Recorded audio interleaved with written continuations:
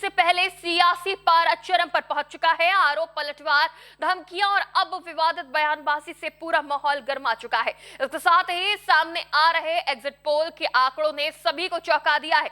वहीं ईवीएम को लेकर भी कई सवाल उठ रहे हैं, लेकिन इस बार सवाल सिर्फ ईवीएम का नहीं है, सवाल राजनीतिक मर्यादा का भी है, सवाल लोकतंत्र की गरिमा का भी है, क्योंकि टीएमसी सांसद कल्याण बनर्जी के बयान को लेकर कई सवाल उठ रहे हैं, जिसमें उन्होंने केंद्रीय गृह मंत्री अमित शाह पर बेहद आपत्तिजनक और व्यक्तिगत टिप्पणी की है। आपको बता दें कि लोकतंत्र में विरोध होना स्वाभाविक है, आरोप प्रत्यारोप भी होता है, लेकिन क्या टीएमसी सांसद कल्याण बनर्जी की भाषा, इस तरह की धमकियां, क्या ये राजनीति का हिस्सा हो सकती है, जिस पर बवाल मचा हुआ है। नमस्कार, टीवी 24 नेटवर्क देख रहे हैं आप, मैं हूं आपके साथ शिखा मेहरोत्रा।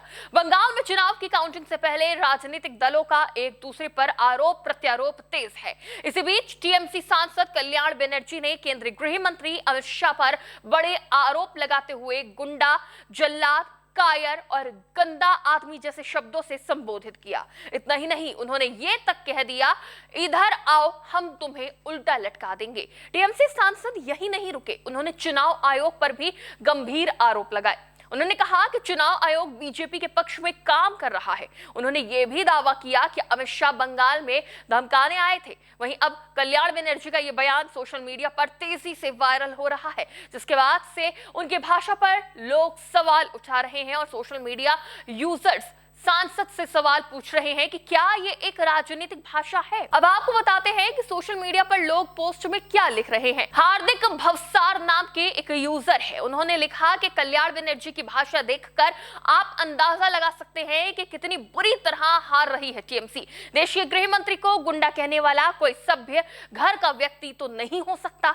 राजनीति और ओछेपन का फर्क भूल चुका है दीदी का चमचा। मोटा भाई से विनती है, 4 मई बाद इन जैसे कैंसर का इलाज पहले करना। तो वहीं एक और यूजर जितेंद्र प्रताप सिंह ने लिखा कि ये कल्याण बनर्जी हैं, तृणमूल कांग्रेस का नेता, ये तृणमूल कांग्रेस का सांसद है और आपको जानकर आश्चर्य होगा कि ये सुप्रीम कोर्ट में वकालत भी करता है। जरा इसकी भाषा देश के गृह मंत्री के लिए सुनिए। ऐसा लग रहा है कि अपनी हार देखकर ये मानसिक संतुलन खो गया है। अमित शाह को मैं उल्टा लटका दूंगा, वो एक जल्लाद, एक गुंडा है, गुंडागर्दी उसके खून में है और वो एक अत्यंत घटिया आदमी है। ये मानसिक रूप से पागल हो गया है। तृणमूल कांग्रेस चुनाव हार रही है। बता दें कि बंगाल चुनाव में एग्जिट पोल के नतीजे सामने आते ही टीएमसी में हलचल तेज हो गई है, क्योंकि एग्जिट पोल के आंकड़े इस बार चौंकाने वाले हैं। कई सर्वे में यह दावा किया जा रहा है कि पहली बार बंगाल में बीजेपी सरकार बना सकती है और अगर ऐसा होता है तो 15 साल पुरानी टीएमसी सरकार का अंत हो सकता है। और शायद यही वजह है कि ईवीएम को लेकर विवाद भी तेज हो गया है। टीएमसी का आरोप है कि स्ट्रांग रूम की सुरक्षा में गड़बड़ी हुई है, ईवीएम के साथ छेड़छाड़ की कोशिश की गई है। वहीं इस मामले पर बीजेपी भी आक्रामक हो गई है। पार्टी नेताओं का कहना है कि ये टीएमसी की हताशा है, हार के डर से वो बौखला गई है और इसी वजह से इस तरह की भाषा का इस्तेमाल किया जा रहा है। लेकिन यहाँ पर एक और बड़ा सवाल उठता है कि क्या टीएमसी चुनाव हारने से पहले ही इस तरह का माहौल बना रही है, क्योंकि चुनाव का मतलब होता है जनता का फैसला और जनता का फैसला ईवीएम से ही निकलता है। अगर हर बार हार के बाद ईवीएम पर सवाल उठेंगे तो फिर लोकतंत्र की प्रक्रिया पर भरोसा कैसे बचेगा, और अगर जीत के बाद वही ईवीएम सही लगती है तो फिर ये दोहरा रवैया क्यों।